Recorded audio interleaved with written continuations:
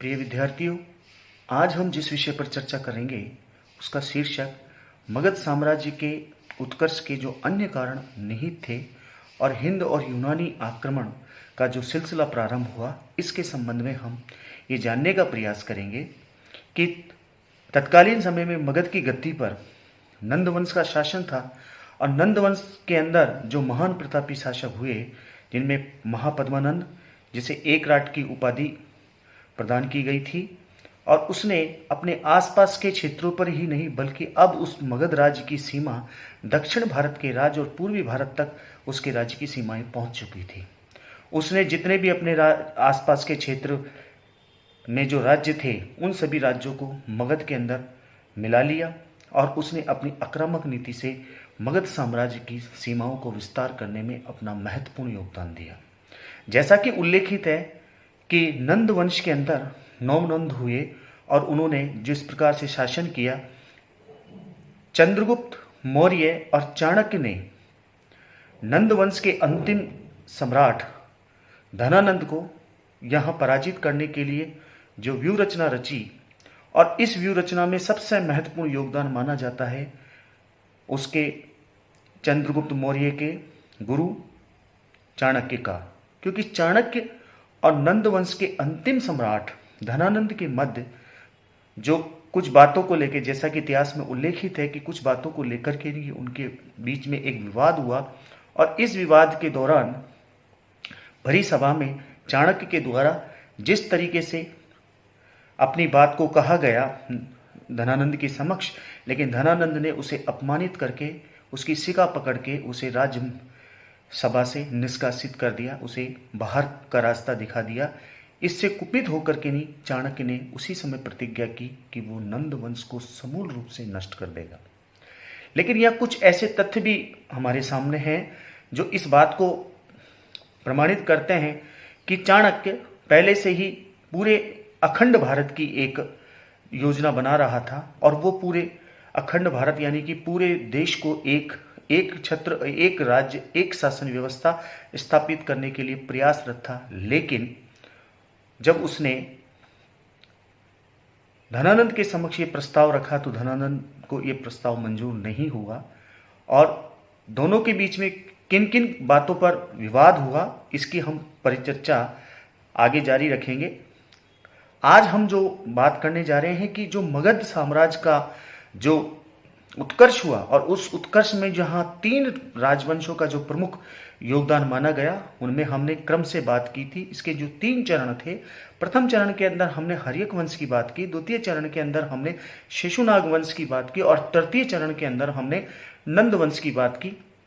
और इसके अतिरिक्त और कौन कौन सी सहायक परिस्थितियां थी उनके संबंध में भी हम यहां जानकारी लेंगे। मगध साम्राज्य के उत्कर्ष के जो अन्य कारण हैं उनमें साम्राज्यवाद की दौड़ में मगध ने अन्य सभी जनपदों को परास्त कर दिया। मगध की इस सफलता के क्या कारण थे? मगध साम्राज्य का उदय एवं विस्तार बाह्य दृश्य पटल पर उसके शक्तिशाली राजाओं बिंबिसार, अजातशत्रु, शिशुनाग व महापद्मानंद की महत्वाकांक्षी एवं साहसी प्रवृत्ति का परिणाम था। लेकिन इस प्रक्रिया में मगध की बहुत सी अनुकूल आंतरिक स्थितियां भौगोलिक, सामरिक, आर्थिक एवं सामाजिक ने बड़ा भारी योगदान दिया। भौगोलिक दृष्टि से अपने क्षेत्र में स्थित संपन्न लोहे की खदानों के दोहन ने मगध को एक विशिष्ट शक्ति प्रदान की जो अन्य जनपदों को उपलब्ध नहीं थी।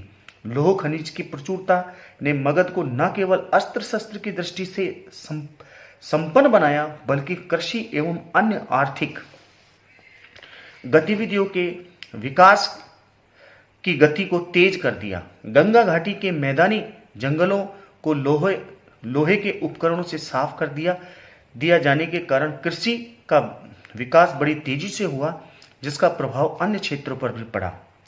सामरिक दृष्टि से भी मगध की स्थिति सुदृढ़ थी। मगध की पहली राजधानी राजगृह 5 पहाड़ियों के समूह से घिरी थी और एक अभेद दुर्ग के समान थी। दूसरी राजधानी पाटलिपुत्र गंगा, गंडक एवं सोन नदी के संगम पर स्थित थी और एक जल दुर्ग के समान थी। पाटलिपुत्र को एक दूसरा विशिष्ट लाभ यह था कि बहुकोणीय जल मार्ग पर स्थित होने के कारण संचार, आवागमन, व्यापार, सैन्य शक्ति के स्थानांतरण व अन्य कार्यों में बड़ी सुविधा हो गई। गंगा घाटी में प्रचुर खाद्यान्न उत्पादन एवं व्यापार वाणिज्य के विकास ने मगध राजाओं के लिए कर संग्रह को आसान बना दिया। उन्होंने विपुल धनकोष जमा कर लिया, जिससे विशाल सेना को बनाए रखना संभव हो सका। सैनिक दृष्टि से मगध को एक फायदा पूर्वी क्षेत्र से आसानी से उपलब्ध हाथियों से भी हुआ। यूनानी स्रोतों से ज्ञात होता है कि नंदों के पास 6000 हाथियों की सेना थी। मगध के साम्राज्य में एक प्रकार का लचीलापन था। आर्यव्रत की सीमाओं पर स्थित होने के कारण वर्ण एवं जाति व्यवस्था की जड़ें यहां मजबूत नहीं हो पाई। इस क्षेत्र में बौद्ध धर्म, जैन धर्म का खूब प्रचार प्रसार हुआ। इन कारणों से मगध में सामाजिक एवं प्रादेशिक एकता तथा अपने राज्य के लिए उत्कर्ष के सूत्र विद्यमान थे। ये कुछ और अन्य कारण नहीं थे जिनसे मगध के उत्कर्ष में सहायता मिली और मगध एक विशाल और शक्तिशाली साम्राज्य के रूप में उभर करके नहीं उपस्थित हुआ। जिस समय मगध अपनी साम्राज्यवादी नीति की पताका फहरा रहा था, उसी समय हम यह देखते हैं कि यूनानी आक्रमण का सिलसिला भी प्रारंभ हुआ। और ये जो यूनानी आक्रमण का सिलसिला भारत की उत्तर पश्चिमी सीमांत जो क्षेत्र थे, इन क्षेत्रों में तक उसका आगमन हो चुका था और किस प्रकार से इसने यहाँ के राजवंशों को प्रभावित करने का प्रयास किया, इसके संबंध में बात करेंगे कि पारसिक अर्थात ईरानी एवं यूनानी आक्रमण किस प्रकार से हुए। आज हमारा जो विषय है इस पर हम ये जानने का प्रयास करेंगे। जिस समय मगध के नेतृत्व में उत्तरी एवं पूर्वी भारत में साम्राज्य का एकीकरण हो रहा था, उसी समय पश्चिमोत्तर भारत उत्तरापत एवं विकेंद्रीकरण और राजनीतिक अस्थिरता की धारा प्रबल थी। यह क्षेत्र कई छोटे छोटे राज्यों में विभक्त था, जिनमें परस्पर वैमनस्य और संघर्ष चलता रहता था।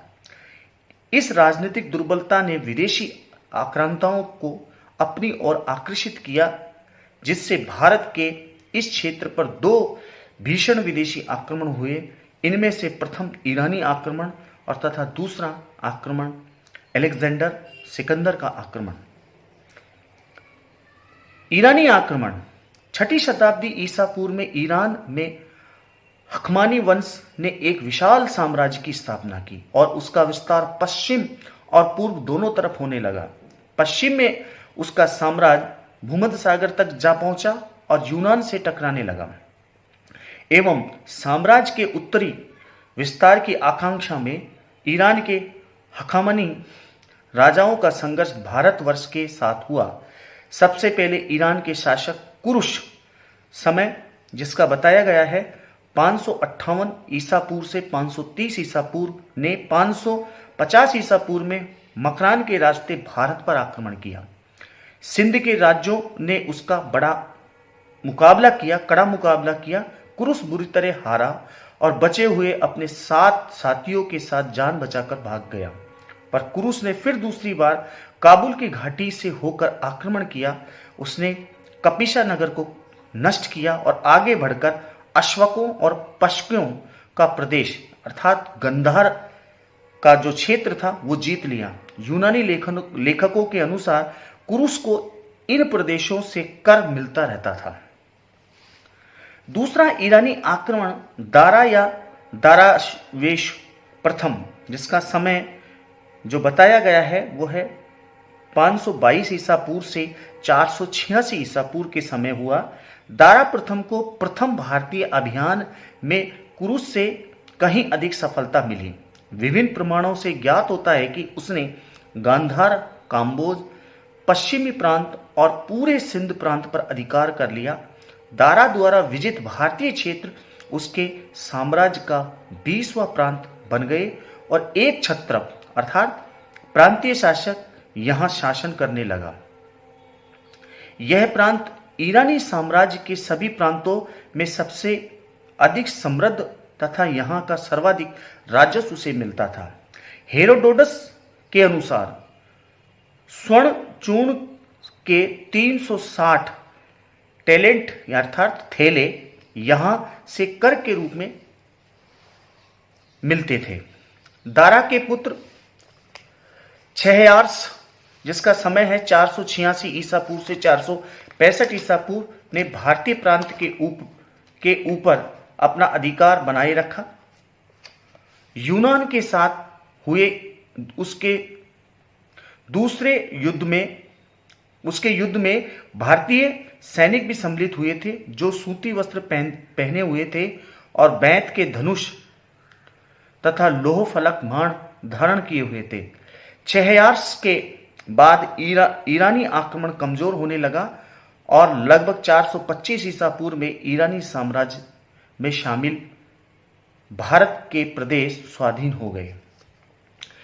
ईरानी संपर्क का प्रभाव। यद्यपि भारत का कुछ ही प्रदेश ईरानी साम्राज्य के अधीन हुआ था, पर इसमें संदेह है कि भारतीयों और ईरानियों के लगभग एक शताब्दी के संघर्ष ने भारतीय इतिहास को प्रभावित किया।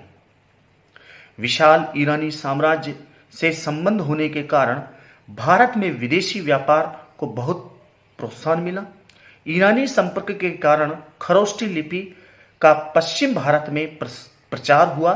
भारत की ब्राह्मी लिपि के विपरीत यह लिपि ईरानियों को अरामाइक लिपि की तरह दाईं से बाईं ओर लिखी जाती थी। संभवतः पश्चिमोत्तर भारत की भवन निर्माण कला, मूर्ति कला और वेशभूषा पर ईरानी प्रभाव पड़ा। शिलाखंडों और स्तंभों पर लेख खुदवाने की परंपरा ईरानी शासकों में बहुत पहले से मिलती थी। अशोक ने संभवतः उनसे ही प्रेरणा ली हो। मौर्यकालीन कला पर भी ईरानी प्रभाव दृष्टिगोचर होता है। ये ईरानी जो आक्रमण का जो सिलसिला यहां प्रारंभ हुआ और किस तरीके से पश्चिम के जो प्रांत थे उन प्रांतों पर ईरानी शासकों ने कुछ समय तक अपने साम्राज्य के इसके अधीन कर लिया, लेकिन बाद में कालांतर में हम यहां देखते हैं कि ये साम्राज्य भी ये ईरानी साम्राज्य से ये प्रांत धीरे धीरे स्वतंत्र हो गए। अब हम बात करते हैं यूनानी आक्रमण, और यूनानी आक्रमण का जो सिलसिला प्रारंभ होता है सिकंदर, जिसे अलेक्जेंडर के नाम से जाना जाता है, उसके नेतृत्व में 326 ईसा पूर्व से 325 ईसा पूर्व जो इसका समय बताया गया है। सिकंदर के आक्रमण के समय पश्चिमी भारत की राजनीतिक स्थिति लगभग वैसी ही थी जैसी ईरानी आक्रमण के समय थी। देश का यह भाग अन्य छोटे छोटे राज्यों में विभक्त था, जिनमें से कुछ गणतंत्रात्मक और कुछ राजतंत्रात्मक थे। इन सभी में पारस्परिक ईर्ष्या द्वेष था और यही इनके पतन का कारण बना।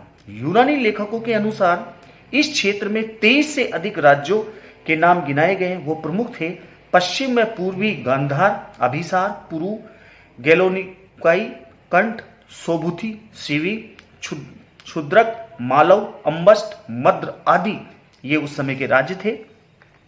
चौथी शताब्दी ईसा पूर्व में यूनान के मकदूनिया प्रांत में एक साम्राज्य का उदय हुआ।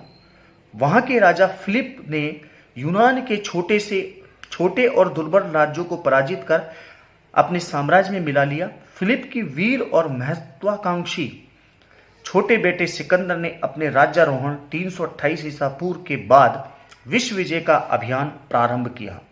मकदूनी और यूनानी सैनिकों की विशाल और संगठित सेना लेकर सिकंदर ने पश्चिमी एशिया और मिस्र को जीता। उसके बाद उसने ईरानी साम्राज्य पर आक्रमण कर दिया और वहां के हकमनी शासक दारा तृतीय को पराजित कर ईरान को अपने अधिकार में ले लिया। इसके बाद वह आगे बढ़ा और बल्ख में भी ईरानी शक्ति को नष्ट कर उस पर अधिकार जमा लिया। इसके पश्चात सिकंदर हिंदू कुश के दक्षिण में उतरकर भारतवर्ष पर आक्रमण की तैयारी करने लगा। सिकंदर को भारतीयों की एकताबद्ध शक्ति का सामना नहीं करना पड़ा। इसके विपरीत उसे अपने भारत अभियान में अनेक देशद्रोही और पदलोलुप राजाओं की प्रत्यक्ष और परोक्ष सहायता मिली। तक्षशिला के राजा आम्बी ने सिकंदर को निमंत्रण भेजा और सहायता का आश्वासन दिया। हिंदूकुश के उत्तर क्षेत्र के राजा शिशिगुप्त, पुष्करावती के संजय तथा अन्य कई राजाओं ने सिकंदर से मैत्री स्वीकार करके उसे हर संभव सहायता दी। लेकिन सिकंदर का मार्ग आसान नहीं था। पश्चिमोत्तर भारत की स्वतंत्रता प्रिय और लड़ाकू जातियों ने पग पग पर सिकंदर से लोहा लिया। इन लड़ाकू जातियों ने सिकंदर का कड़ा प्रतिरोध कर भारत के इतिहास को गौरवान्वित किया। शुम यूनानी लेखकों के विवरण में उनके अदम्य साहस और शौर्य का उल्लेख आता है। आरंभ में सिकंदर का मुकाबला कपिशा और तक्षशिला के बीच की वीर और लड़ाकू जातियों अस्मक, नीसा, अस्मकों की दूसरी शाखा आदि से हुआ। कड़े संघर्ष के बाद सिकंदर ने इन क्षेत्रों पर अधिकार कर लिया। इसके बाद वह सिंधु नदी को पार कर 326 ईसा पूर्व तक्षशिला पहुंचा, जहां आम्बी ने उसका स्वागत किया और अपने पड़ोसी व राजनीतिक शत्रु पोरू राजा पुरु या पोरस से युद्ध के लिए उसे प्रेरित किया। सिकंदर का पोरू के साथ में जो संघर्ष हुआ और इस संघर्ष के क्या परिणाम निकले, इसकी हम चर्चा हमारी अगली क्लास के अंदर करेंगे। धन्यवाद।